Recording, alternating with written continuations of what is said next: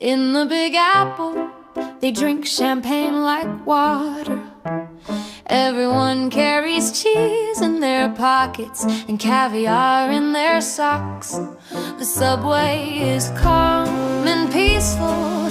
Restrooms are fun and welcoming, but they don't have any doors.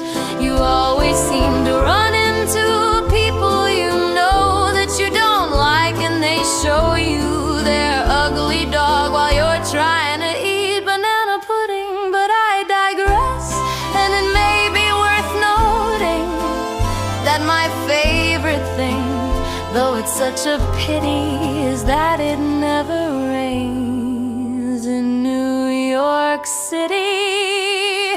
No, there's never a cloud, no dampness or chills, only the brisk, stunning wildlife of Central Park Hills. There's no need for umbrellas or fine rubber boots, because in New York City they only wear suits. It never rains in New York City. No, it never rains in New York City.